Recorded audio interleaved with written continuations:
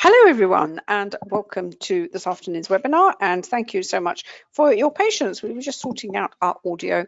For some reason David and I couldn't hear each other, and sometimes that has an effect on whether you can hear us, but I'm pretty certain that it's all working okay now. But as always, before we start, can I draw your attention to the disclaimer, which I know you can see on your screen. As you know, trading can be a very risky business, so please don't ever think of using money that you cannot afford to lose. And here we are at last, the 3rd of November. It's been seems like it's been a bit of a mission to get here, but it's certainly not the end of the game, as it were. This is really just, it's just a staging post on what is going to happen next. So before we just talk about the election and how it's affecting even what's happening today on the market and how the markets are responding. And I just for the benefits, I know for those of you who may be coming along for the first time, we'll be looking at the charts through what we call the prism of volume price analysis. It looks at price action and volume to determine whether what we are seeing is a genuine move, is it a trap move, is it authentic, and that's what it does for you. And it helps you not only with analysing the chart generally and in all time frames, but it will help you with picking your entries, helping with your exits, but probably more important of all, it actually helps you to stay in, which is the most difficult thing that we have to deal with in trading. Now, at the moment, obviously, because of the election and the additional volatility that we are seeing, trading, there have been plenty of trading opportunities this morning, certainly in Forex and certainly in the indices. But when you have heightened volatility, then the approach should be, by all means, if you want to trade it, take the trading opportunity, but there's a very big but. You really have to keep your stops very, very tight. And if you have any profits, it's probably easier, it's probably safer to take them and maybe wait for another. I did read on my Twitter feed, somebody said, it's very, when you see the kind of price action that we've had today, it's, to sit on the sidelines is very, very difficult. And I know a lot of traders can't do that, but there are those who do. And if you feel, no, I can't, it's too volatile for me, then there is nothing wrong with that. Just step aside, by all means watch the market, see what's happened, because it will calm down, and possibly wait for what we call the fade. And that really all comes down to you as trader, what your personality is. You have to feel comfortable trading. You have to feel comfortable losing money as well, and dealing with losing trades. And that is probably the most difficult part of trading, because none of us likes, to be honest, none of us likes to be wrong. And this really comes down to, it's a hit obviously to your trading account, but it's actually more a hit to your ego. And certainly, ego is something that you really have to park at the door, because the markets have a habit of, reflecting back to us both our strengths and our weaknesses. Okay, so that's but volume price analysis, if you have it as your base methodology, and I have how many 5-star reviews now on Amazon, David? Yeah. Over 500 of traders who have been using VPA, and who, it's a testament that their trading and investing has improved. And what we've done, that's the sort of methodology. We've actually come up with some worked examples so that you can recognize those signals on the charts in the different time frames. So we've bundled the two books together. This is the digital version for VPA. There's also a Forex market version as well. And you say, well, the examples, markets do repeat, patterns do repeat. They may not, they may not be 100% identical, but you will see the same potential trading setup time and time again. And as one of our Forex traders very kindly, as a contribution to our VPA room, and this is for our students of the Forex program, he did a very detailed document to help some of our newer traders, and just explained how he approached his trading. Now, his is Forex, but it applies equally to whatever instrument you trade. And I've read about this, and I've watched videos on this from other traders as well, pro traders, independent traders, retail traders, and that is, you have to come to a decision as to what kind of trading setup you like to trade. You know, what is it that it all goes back to this feeling of comfort, that's emotional comfort. So do you like reversals? Do you like looking for a continuation trade? Do you like to trade a breakout? All are perfectly valid. What you have to decide is, you know, what suits you, and it is a case of trial and error. You have to first of all recognize them, which VPA will help you to do, and certainly our quantum trading indicators will give you that extra bit of confidence when you're looking at a chart structure. And we'll look at some charts and we'll highlight some of these you know, typical trading setups, as it were. Sometimes we have some historic ones, but I think we'll look at the live ones today. And then you simply practice. You simply say, okay, you know, and you try them. I think the person who put the document up, I won't mention his name in case he's in the room, and I would like to ask his permission first before mentioning him. You know, he then has, is it 80%? He has an almost 80% or over, you know, success rate with, he looks very specific setup on his charts. And as I said, and VPA then helps him with the entries, importantly keeping him in, and we have other indicators and VPA to help you with the exits. Right, obviously it's the election, and there's, you know, whether we get the results at the time that we should is a matter of debate. The markets are certainly trading on the assumption, I think, that it is going to be a win for Biden, whether it's a blue wave in the sense that he gains the presidency, the Congress and Senate. Maybe, maybe not, we don't know. There's plenty of information out there that will give you the states to look out for, the swing states. So I'm not going to go through them in detail now. I believe Florida is in the mix.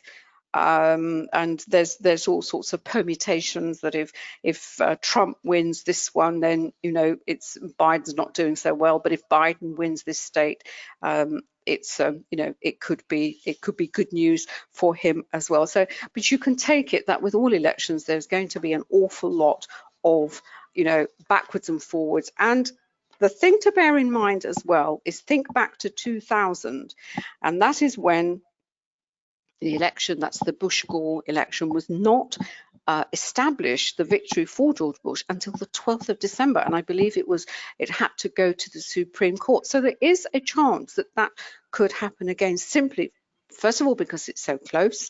Secondly, I believe there's been all this issue about postal voting, mail-in voting. You know, et cetera, et cetera. So there is an uncertainty of outcome. As I mentioned this morning, markets and trading and investing is inherently uncertain, so we just have to suck it up. But what markets don't like is an uncertainty of outcome, and there is a big uncertainty on the outcome of this particular elections. But what the markets have been doing, certainly in Globex, and what they're doing now, is they are trading as if, as I said. And how do we know? Well, let's have a look here. What have I got for you? There we are. Right, this popped up after the end of this morning's webinar, but it is really a nice sort of summary of what we should be looking at. Now, if you trade Forex, you will have, it makes perfect sense, because we have to look at the US dollar. But if you don't trade Forex and you are focused on stocks or indices, I really do suggest that you know, keep an eye on what is happening in the forex market, because often the forex market can lead. And as I'm looking at this, I see over here that the Dow futures are now up 615, 600, and they're absolutely storming ahead. Right, very quickly. This is on the dollar. A blue wave, what is the expectation? The overview, what we expect to see the dollar, equities go up. I mean, a lot of it is common sense, and you've probably read it in the media, but it bears, repeating again.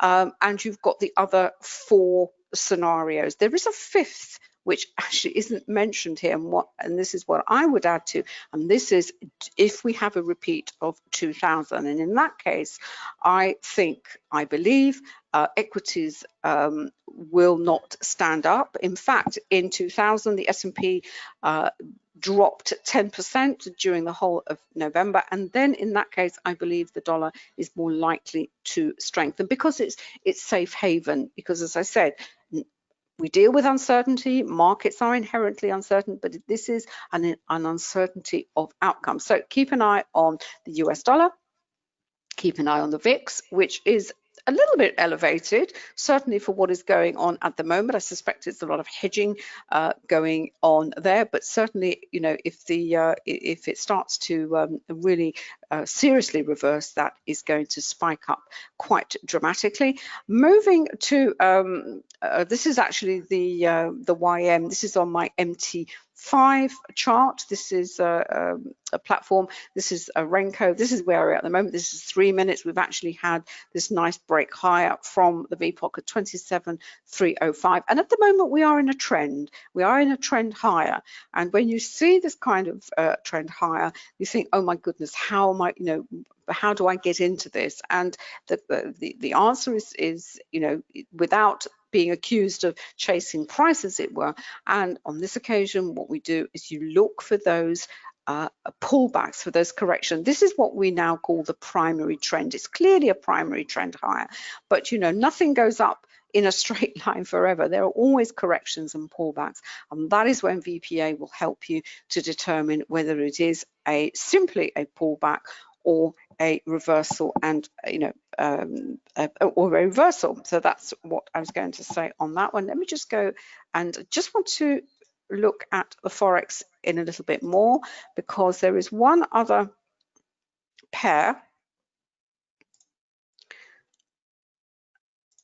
Right, this is actually the Aussie yen, and it put in most of its in the move higher, certainly from this morning. Now the Aussie yen is used, in fact the yen pairs are used as proxies for risk, for sentiment, and certainly this morning it was acting as one would expect it as expecting, because Aussie the risk currencies were being bought. The Aussie yen was moving higher along with the indices, but as we can see here, quite interestingly, it's actually come to a bit of a pause, and this is what I'm saying. It's just just keep an eye on the yen pairs, but it could be that what happens in forex, we have a kind of rotation, so you could see strong buying in one pair, in one yen pair, reflecting the sentiment, but you may see it much simply rotating out of that and moving into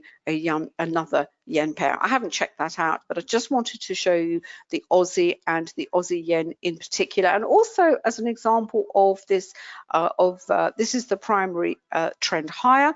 As you can see, it was pretty much a storming trend high. We had volatility candles. We know they're volatility candle because they were outside of the average true range.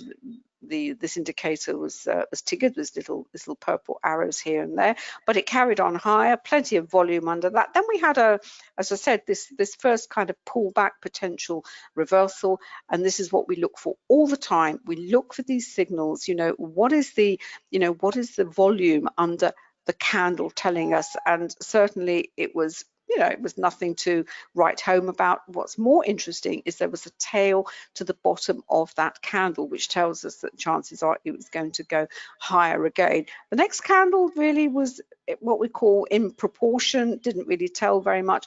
But what's interesting is it was up at a very significant Camarilla level, which is the S4, the R4 here. Resistance, the S4 is at the other end, obviously.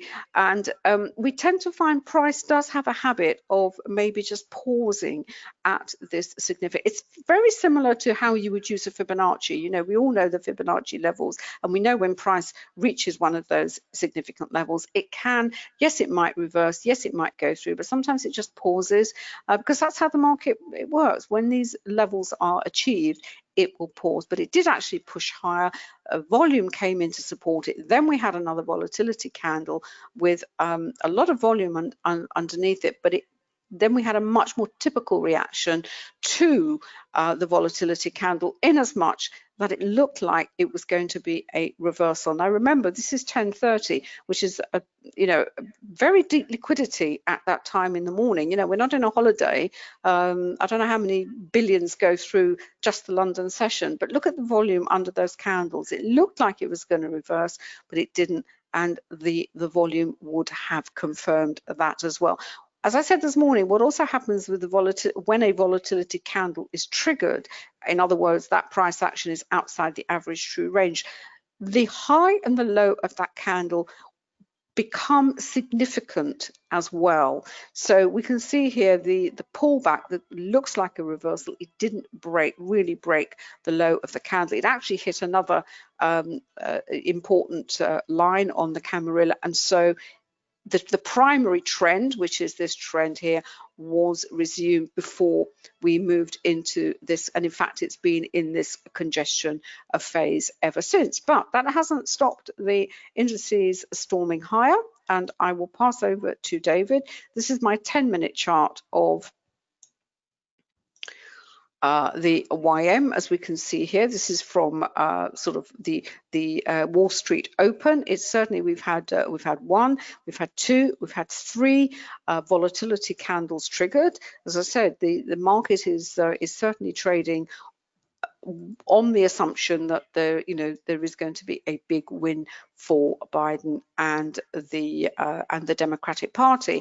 And to help us in all this, as I said, is always have a Renko. What the Renko does, it helps to keep you in. It helps to get you in, because as you can see here, what it does, it gives you there's a beautiful geometry to the price action. As we can see here, this is we obviously had a congestion phase, then we had a break away from the R4, up and up. Each little pullback, no change in the trend monitor. In fact, not even a change in the trend dot, which is even more encouraging. This is a little bit more significant. We had a few red dots there, but the trend monitor is still resolutely blue. So if you had missed all that, which is very easy to do, you know, these are 24-hour markets, well, what would you do? You would certainly wait for a break of the high of the primary trend and possibly maybe snaffle a few points as the trend carries on higher. But you would really, I always say, always use the trend monitor, the Renko chart with a time chart. Look at the levels, look at the price action, look at the volume, which appears on the time chart. There's no volume on the Renko chart. And if I just move that to the 3-minute chart here, what have we got? Again, another really nice example. This is, the time version of the price action that we can see on the Renko. Consolidation coming up to Wall Street Open. Nice little trap move there. Down, volatility, quite a lot of volume underneath it, straight back into the candle. It was straight at the candle. It's at the volume point of control. So really, this is what you would call clearly it's a breakaway trade, but it's a valid breakaway trade because it breaks the R4, lots of volume underneath it, supported by the Renko. So as I said, once you can understand price action and what you're looking at on a chart in a particular time frame. You know, the setup here is clearly, this is the setup. The setup is, well, it's in congestion because it's waiting for the Wall Street Open. We know it goes into congestion. So in order to get a trend going, it's got to break away. And now a lot of traders, they don't like that. They think, well, I don't really like breakaway trading. I want to see I want to see a big reversal. Well, sometimes the market ain't going to give you what you want, particularly as prices in congestion an awful lot longer than it is in actual trend. So as I said, that's just something to be aware of. Anyway, I'm going to pass over to David because he's been keeping a much closer eye on the indices than I have. If you've got any questions, please just pop them into the chat box and we will answer them. And just to remind us, there is lots and lots of fundamental news this week as well. The FOMC has been postponed from tomorrow until Thursday because of the election, and of course, and we have non-farm payroll on Friday as well. And one final thing, the COT data, the CFTC data. You can find this over at the UK version of investing.com, which is a great site. It's got practically every chart for free that you can think of. I even discovered the MOVE, which is the volatility index for the bond market, actually. So, and you've got the VIX here as well. But what's interesting, this is the speculative positions for the S&P 500, and this is always what's called the non-commercials. These are the big traders, and if you look at them here, they're not short. No one is short. In fact, they actually increased last Friday from a previous of 57,000 to 115. Well, all I can say is they're either going to get very badly burned, because if we do have some sort of delay to the result, or we have a shock, which is always possible, or they have made the best call since I don't know when. Anyway, let me pass over to David.